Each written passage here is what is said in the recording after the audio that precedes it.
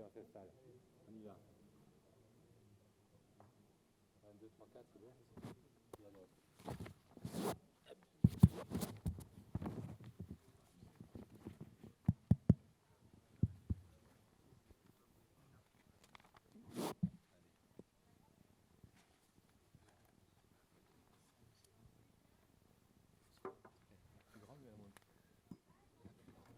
Et bonjour à tous. Dans le cadre de cette belle journée de la 4e rencontre des maires de la région Sud, donc je suis heureux de vous accueillir en tant que président du réseau rural régional et sur une thématique qui est importante de cet atelier et qui bien sûr est en complément de ce que nous avons écouté ce matin et les propositions qui ont été faites par le président Renaud Muselier.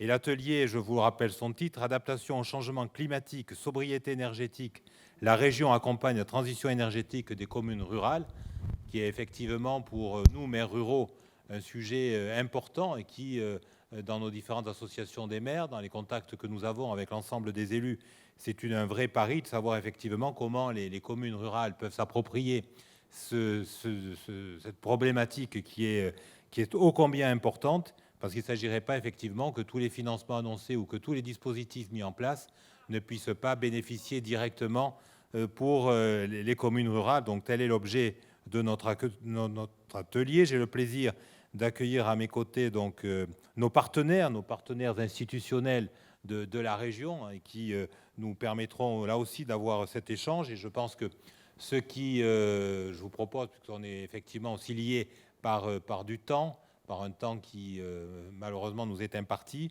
c'est de privilégier peut-être les débats, si vous avez des questions, que vous puissiez être revenus là avec des interrogations et repartir avec un certain nombre de réponses, puisque vous avez nos interlocuteurs qui sont là en capacité de vous donner des réponses. Donc j'ai le plaisir d'accueillir, je vous le disais, Boubaker Haïbout, directeur territorial des Bouches-du-Rhône à Banque des Territoires qui est le partenaire des associations des maires en général et de la région bien sûr, puisque là, vous avez bien compris que c'est unis que nous pouvons avancer et regarder l'avenir de nos territoires. Donc merci à la Banque des Territoires pour leur implication aux côtés des communes, car ils ont effectivement un certain nombre de dispositifs qui nous permettent de venir abonder au-delà des financements publics, des subventions de la solidarité territoriale. Eh bien, la Banque des Territoires joue pleinement son rôle. J'accueille également Olivier Naud, délégué à l'action régionale de la direction territoriale Bouches-du-Rhône, de la direction Provence-Alpes du Sud, Enedis qui est bien sûr, alors là, particulièrement, bien entendu, un partenaire des collectivités. C'est d'actualité, encore plus d'actualité, de savoir bien sûr comment ce partenariat peut se nourrir, peut s'enrichir. Et dans le cadre de la crise énergétique que nous traversons, vous pensez bien que nous avons effectivement besoin de renforcer ce partenariat et d'avoir un certain nombre de voir comment on peut bien sûr faire avancer les choses à la fois pour les institutions que nous sommes et surtout pour nos habitants dans nos communes rurales qui sont, on le dit peut-être pas suffisamment quand on parle de crise énergétique, quand on parle bien sûr de passoires énergétiques. Eh bien ces passoires, on les a aussi et surtout dans nos communes rurales, dans nos communes de montagne. Et c'est bien sûr un sujet majeur de savoir comment nos habitants eh bien, peuvent bénéficier de l'ensemble des dispositifs et qu'ils ne soient pas là non plus, de par l'éloignement, eh bien, non impliqués dans ce qui est en train de se passer, et puis d'avoir des factures énergétiques qui ne pourraient pas assumer, et ça serait bien sûr un handicap fort pour l'attractivité de nos territoires ruraux. Donc nous avons là un véritable défi bien sûr avec Enedis, et puis à côté, Olivier Bonifay, directeur territorial des Bouches-du-Rhône de GRDF. Donc vous avez tous les interlocuteurs et je salue bien sûr les services aussi de la région qui vont vous présenter rapidement les différents dispositifs. Et comme je vous le disais, compte tenu du temps, on va passer rapidement à cette présentation des dispositifs régionaux, du positionnement de la région et de tout ce que la région a mis en place pour les communes. Ensuite, on passera la parole aux partenaires. Et puis, je pense qu'il faut surtout qu'on privilégie le dialogue direct et les échanges, donc vos questions-réponses. Donc, je vous remercie. Et pour aller, bien sans plus tarder, je passe la parole au représentant des services de la région qui va vous présenter tous les dispositifs de façon détaillée et qui vous permettra là aussi ensuite de revenir vers nous ou vers les services ou vers nous élus régionaux pour vous donner des compléments d'information. Merci, Monsieur le Vice-président. Donc, Pierre Vétillard, chargé de mission à la région en charge du plan climat. On va vous présenter très très rapidement. Alors, je sais pas, je fais des signes comme ça pour les slides, si ça, ah, c'est là, pardon. Non, mais je vais faire. C'est quoi? Il faut appuyer sur la flèche verte, c'est ça?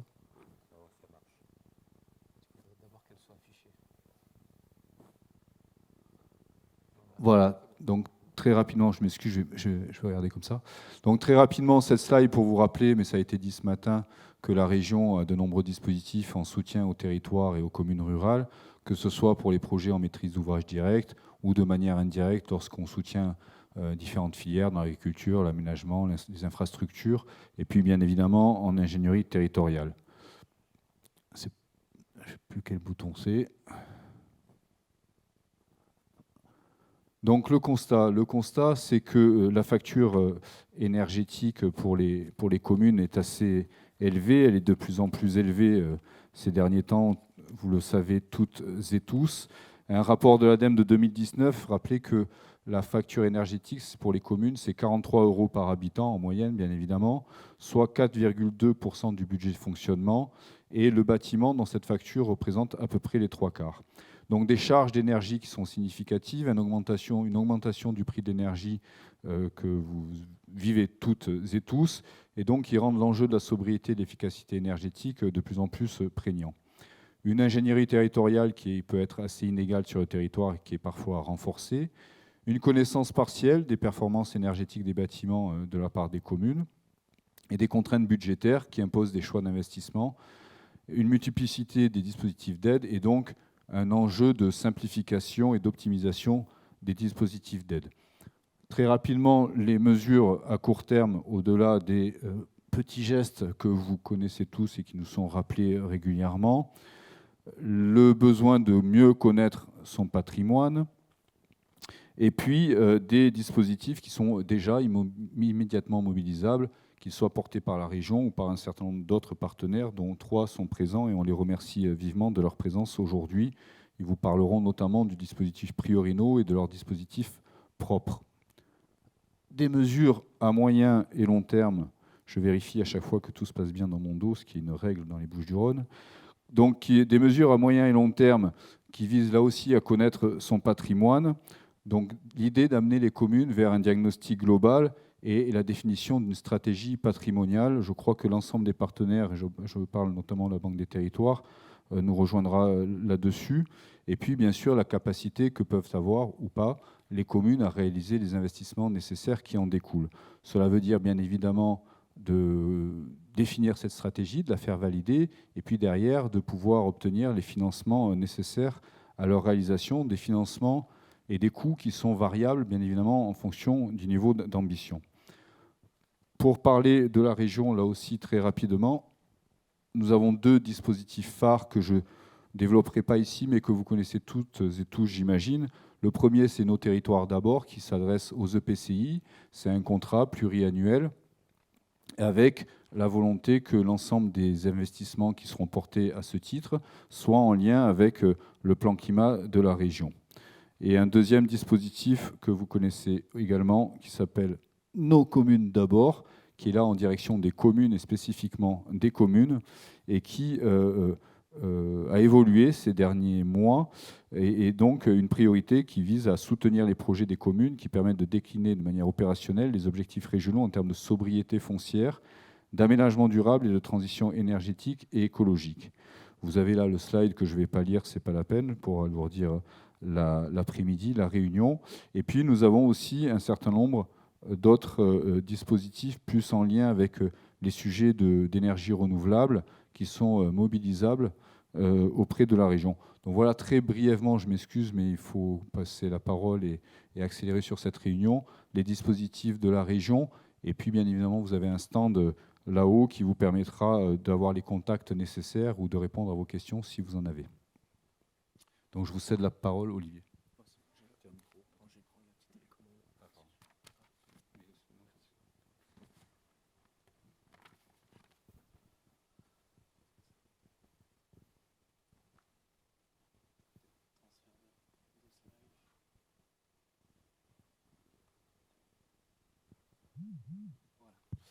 Bonjour à tous, donc Olivier No pour Enedis. Enedis, comme vous le savez, nous sommes le gestionnaire du réseau de distribution sur 95% du territoire français et donc en Provence-Alpes-Côte d'Azur. Enedis, c'est 3500 salariés sur la région et c'est 92 000 km de réseau, juste pour situer un petit peu le contexte.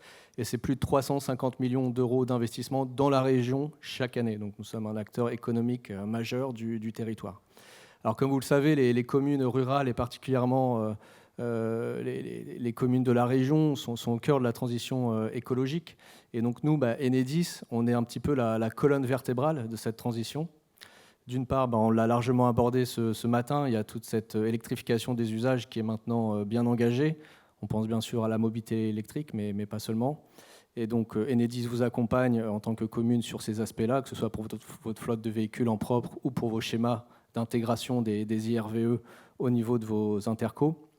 On est également là pour accompagner le développement des énergies renouvelables. Donc effectivement, sur la région, à date, on parle quand même de 55 000 installations photovoltaïques sur la région Provence-Alpes-Côte d'Azur. Donc ça veut dire que c'est très concret et ce n'est pas quelque chose qui est aujourd'hui à l'état du souhait. C'est vraiment une région qui a une cope d'avance. On peut le confirmer à travers ces chiffres.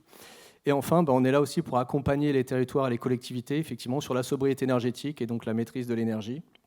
Et donc ça commence par mieux mesurer et suivre ses consommations. C'est quand même la première étape parce qu'il est démontré qu'aujourd'hui, rien qu'en sachant ce qu'on consomme, on économise déjà en moyenne 10% en n'ayant fait aucun investissement. Voilà, c'est ce qu'on appelle le smart metering. Voilà, c'est avoir cette notion de ce qu'on consomme, c'est extrêmement important. Et donc vous, avec vos compteurs Linky, notamment à la maison, vous pouvez aussi avoir cette vue qui vous permet d'avoir une vision fine et d'économiser. Alors pour les collectivités, sur la sobriété énergétique, on a quelques outils Enedis très concrets qu'on a mis à votre disposition. Un outil pour le décret tertiaire, donc le décret éco-énergie tertiaire. Comme vous le savez, c'est quand même une petite révolution d'imposer une baisse de 40% de consommation des bâtiments usage tertiaire d'ici 2030.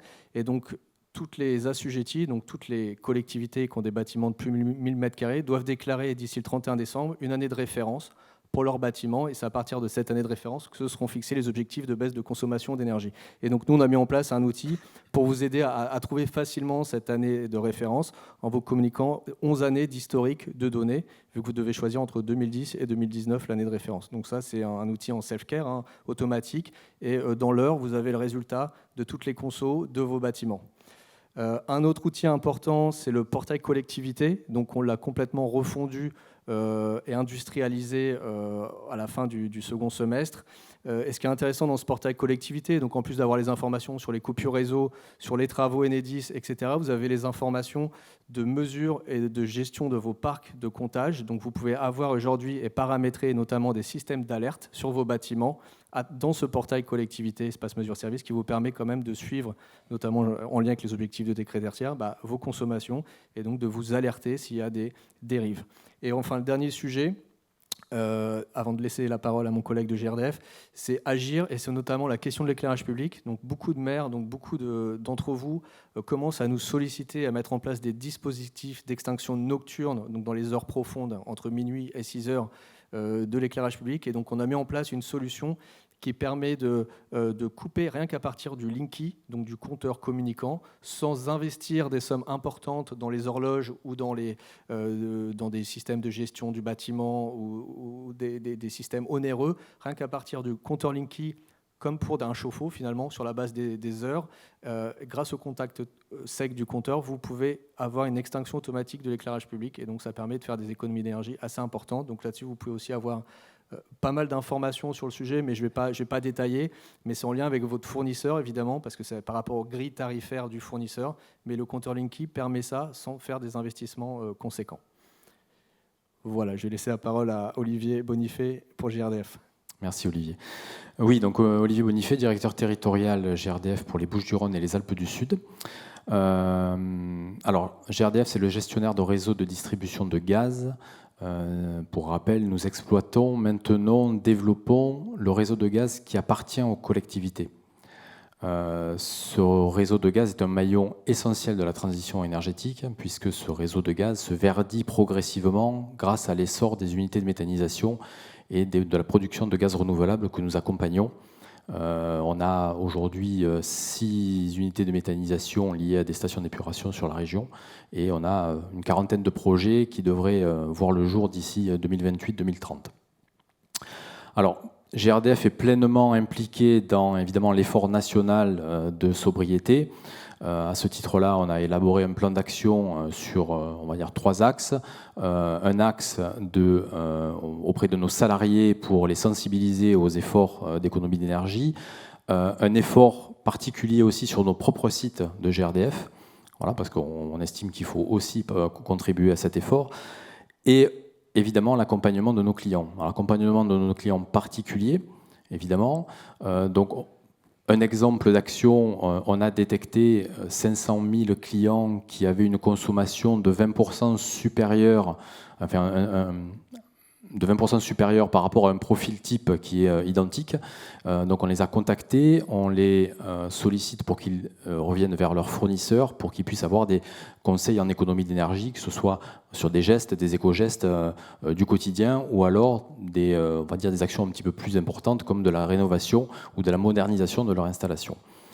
Et puis on accompagne aussi les collectivités. Alors je vais passer, parce que finalement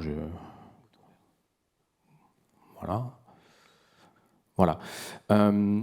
Ce que disait Olivier tout à l'heure est tout à fait juste, c'est-à-dire que déjà, avant de pouvoir faire des économies, il faut voir où il faut les faire, c'est-à-dire qu'il faut savoir mesurer aussi les consommations et où elles sont importantes pour pouvoir mener les bonnes actions. Et pour cela, on met à disposition des données de consommation, alors que ce soit des données de consommation agrégées via des sites en open data que vous avez sur le site de GRDF ou via votre portail collectivité, ou l'agence Oré aussi, le site de l'agence Oré qui donne ces consommations agrégées à la maille Iris, hein, donc sur à peu près un quartier de 200 mètres carrés. Des données de consommation, on va dire à maille bâtiment. Voilà, alors je suis désolé, je ne vois pas sur les 2 premiers écrans, donc je suis obligé de me tourner un petit peu. À maille bâtiment, suivant deux outils que sont Visu Conso et GRDF Addict. Alors Atout Visu Conso, c'est si vous avez un parc de logements, un parc de bâtiments, vous allez pouvoir avoir via le site GRDF une contractualisation avec nous, donc pour avoir ces données à maille bâtiment. Ou alors si vous voulez aller un petit peu plus loin, c'est-à-dire avoir les données de consommation de vos propres bâtiments aussi, des collectivités, mais aussi des clients particuliers avec leur consentement, allez sur un outil qui s'appelle GRDF Addict. Alors, qui est un petit peu plus compliqué, mais qui va vous permettre de déverser ces données de consommation dans vos propres outils, vos propres API. Et c'est à partir de cet outil, donc GRDF Addict, que nous allons avoir ces données de consommation que nous allons transmettre à la Banque des Territoires pour justement alimenter cet outil Prioreno que va vous présenter mon collègue Boubacar, et qui est un outil qui va permettre de prioriser vos actions en fonction des données de consommation. Je te laisse la parole. Merci Olivier et bonjour à tous. Je récupère la zapette. Je ne sais pas si la présentation va arriver. En attendant, donc Boubacar Iboud, je suis directeur territorial pour les Bouches-du-Rhône au sein de la direction régionale Sud-PACA de la Caisse des dépôts, qui a créé une marque et non pas une entreprise. C'est bel et bien une marque qui s'appelle Banque des territoires. Donc c'est vraiment la banque au service des territoires. Et demain, ou si vous avez déjà signé des contrats par exemple avec nous, c'est bien avec la Caisse des dépôts.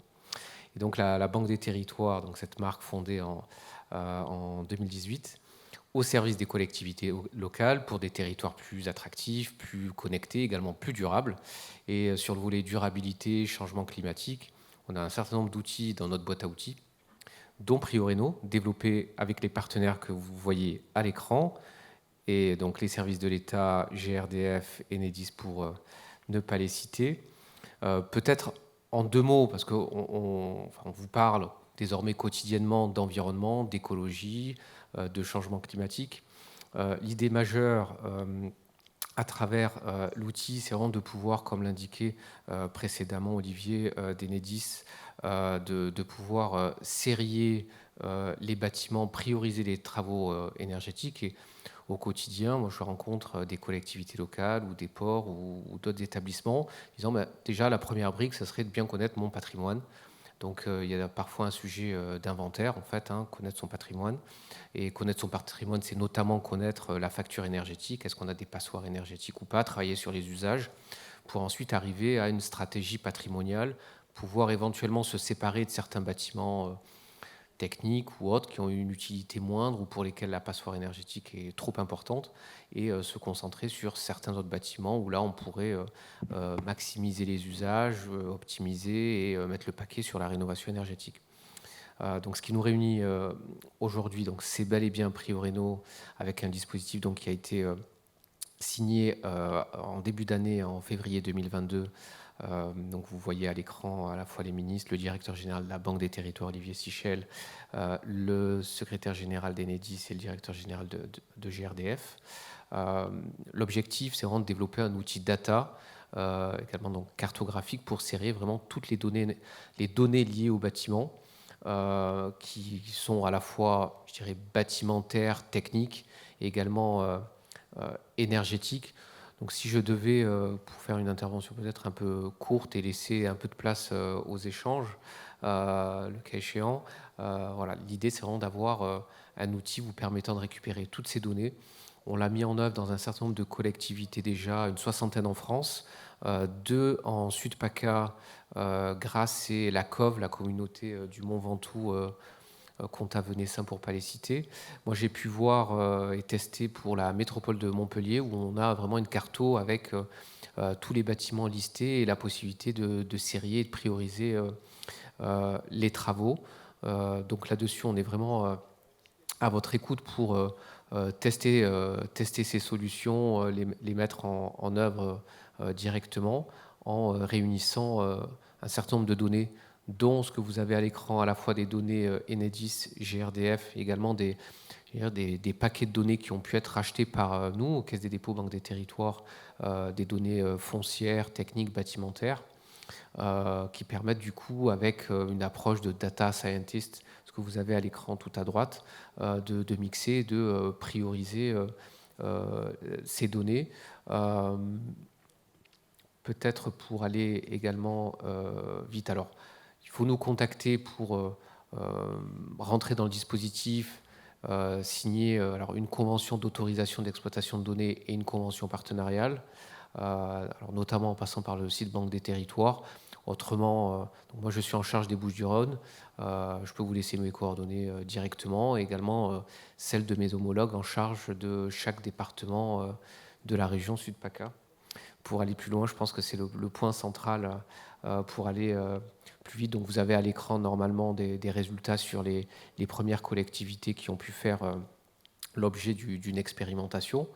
Donc là, bon, vous avez l'exemple du SDESM, le syndicat départemental des énergies de Seine-et-Marne, qui revient sur l'expérimentation qui a été faite en Seine-et-Marne. Mais s'il faut retenir une chose, c'est vraiment le fait d'avoir accès à des données variées sur tous les bâtiments, qu'ils soient sportifs, administratifs ou autres, de pouvoir les exploiter avec donc des données bâtimentaires, techniques, des données foncières et énergétiques.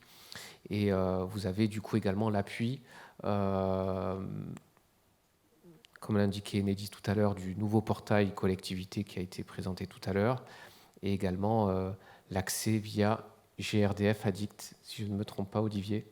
C'est ça. Voilà, pour aller plus loin. Peut-être pour terminer, une fois que vous avez expérimenté Prioréno, vous savez sur quel bâtiment vous voulez mettre le paquet, par exemple. Côté Caisse des dépôts, Banque des territoires, on a également, j'ai indiqué tout à l'heure, une boîte à outils avec des outils, des solutions de financement. Je pense en premier lieu à ce qu'on a développé il y a maintenant 5 ans, qui s'appelle l'Intracting, qui permet c'est un système d'avance, donc c'est assimilable à un contrat de prêt en réalité, un système d'avance remboursable sur 13 ans pour rénover vos bâtiments dans le cadre du décret tertiaire, avec un taux assez canon. Alors jusque ces jours-ci, on est à 0,75 en taux fixe, sachant que ce n'est pas uniquement une avance, c'est également le cofinancement de toute l'AMO, l'ingénierie financière liée, donc l'on cofinance à 50%, et enfin l'accès à une plateforme de suivi des données énergétiques. Voilà, je ne vais pas plus loin, je vous fais juste ce teasing-là. On a d'autres outils à vous proposer dans le cadre du changement climatique, dans le cadre de la rénovation thermique de vos bâtiments.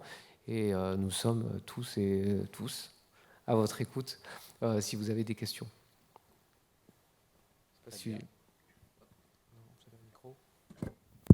Merci pour vos présentations qui étaient courtes, brèves, mais efficaces.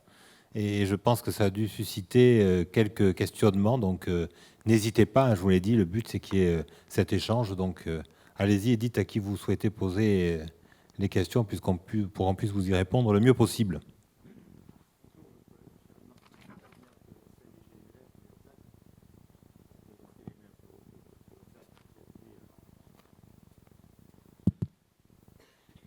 Bonjour à tous.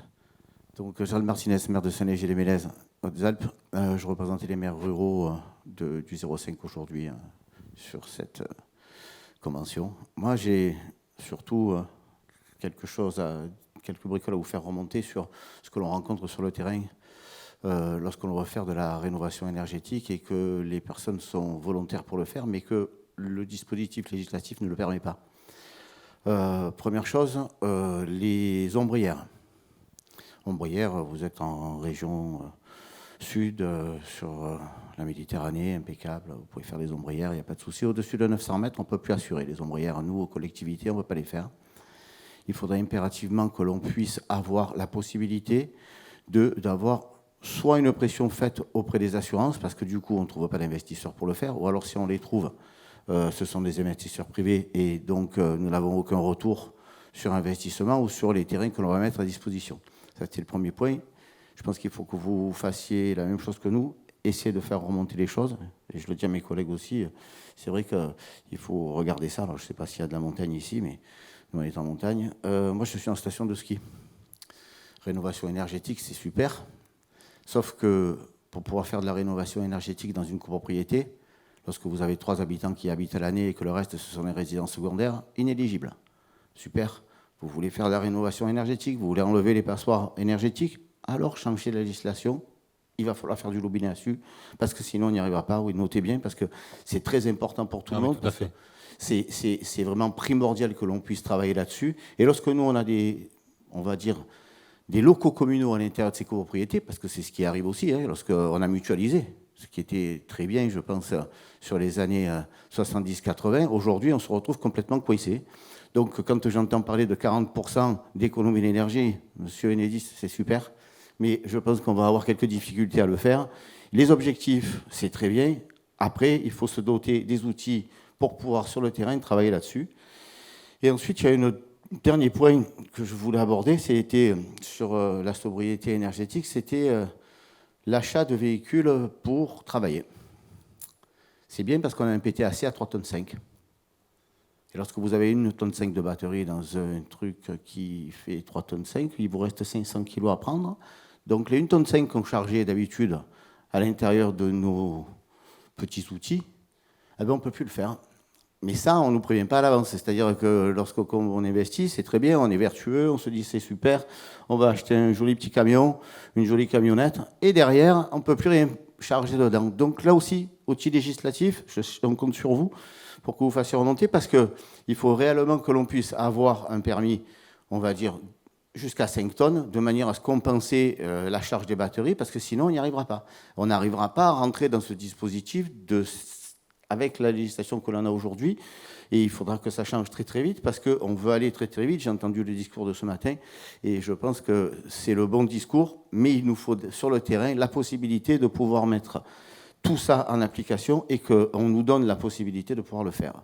Voilà. Ensuite, je peux rien avoir sur on va dire, la rénovation énergétique ou sur l'énergie, mais pour que l'on puisse nous investir, il nous faudra de l'argent pour pouvoir faire tout ça, et ce n'est pas dans l'investissement, il faut qu'on puisse dégager sur le fonctionnement, parce que sinon, en investissement, on aura zéro, et c'est un petit peu ce qui se prépare pour l'année 2023. Voilà, je vous remercie beaucoup.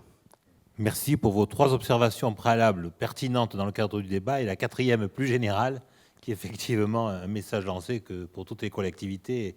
Et ce matin, le débat a déjà eu lieu sur comment nos budgets de fonctionnement permettront effectivement de prendre en charge un certain nombre de dépenses en investissement si on n'arrive pas à trouver, à équilibrer, compte tenu notamment des charges et des charges d'électricité qui vont nous tomber sur la tête. Donc, est-ce que vous avez, par rapport aux 3 observations, qui sont plus des observations à faire remonter, donc on les a notées, effectivement, c'est tout à fait pertinent, parce que c'est des choses très concrètes qui se vivent sur les territoires, et sur les territoires de montagne, où effectivement on a beaucoup de copropriétés, avec des gens qui n'ont pas tout à fait, qui n'ont pas les mêmes objectifs qu'on peut avoir lorsque les collectivités veulent avancer ou les résidents permanents. Donc voilà, merci d'avoir participé à ce débat et de nourrir notre réflexion. D'autres questions? Sauf si vous avez des réponses, mais qui étaient plus des interpellations, hein, je pense. Je vais dire une réponse partielle. Hein. On a bien conscience de la nécessité de traiter, de rénover de manière énergétique tout le parc immobilier. Alors le parc social, on accompagne largement les bailleurs sociaux dans la rénovation de leur patrimoine propre. Et là, pour le coup, j'allais dire, c'est plutôt facile parce qu'elles maîtrisent leur patrimoine en général. Le parc public, on vous offre des solutions. Les services de l'État, les collectivités locales apportent aussi des aides publiques, donc il y a des solutions dédiées. Le gisement le plus important sur lequel on a le moins de prise, c'est le parc privé. Moi, j'ai travaillé il y a une dizaine d'années à la création d'une SEM régionale en Île-de-France qui s'appelle désormais Île-de-France Énergie et qui s'attelle, je veux dire, quand vous changez une gouttière dans une copropriété parisienne, vous mettez 15 ans d'AG copro. Donc je vois bien le sujet. Là, vous avez un cas un peu mixte où en fait vous avez un équipement public dans une copro avec des Lyonnais, des Parisiens, et c'est difficile de les choper. Je vois bien le sujet. Là, c'est un peu plus compliqué. C'est un peu plus compliqué, merci, effectivement. Il peut y avoir des solutions de division en volume, mais je pense que vous travaillez là-dessus, et c'est compliqué, effectivement. Donc il y a un travail, j'allais dire, d'évangélisation auprès des propriétaires qui sont bien ailleurs, peut-être à attraper lorsqu'ils sont entre Ancel et Orsières, lorsqu'ils passent le col Bayard. Mais voilà, comme élément de réponse. Oui, résidence secondaire. Ouais. Ouais. Ok. D'autres questions? Interrogations, propositions, suggestions dans le cadre de notre débat?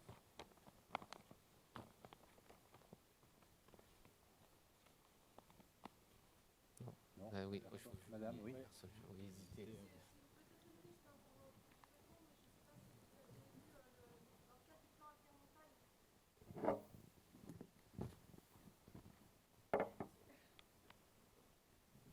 Oui, je disais que c'était peut-être une piste pour vous répondre. Je ne sais pas si vous avez suivi le plan Avenir Montagne qui a été lancé par l'État et les régions l'année dernière. Vous en bénéficiez, mais vous en bénéficiez sur le VVF. Mais il y avait un volet spécifique sur l'accompagnement sur l'immobilier de loisirs, avec un accompagnement d'Atout France. Donc il y a eu un premier appel à projet avec des lauréats. Et c'est vraiment justement pour travailler sur cette question de l'immobilier de loisirs en station de ski où on a ces difficultés liées aux copropriétés. Et normalement, il devrait y avoir une deuxième vague de cet appel. Mais du coup, on vous tiendra au courant. Merci pour ces précisions qui, effectivement, c'est un début de piste, une solution probablement.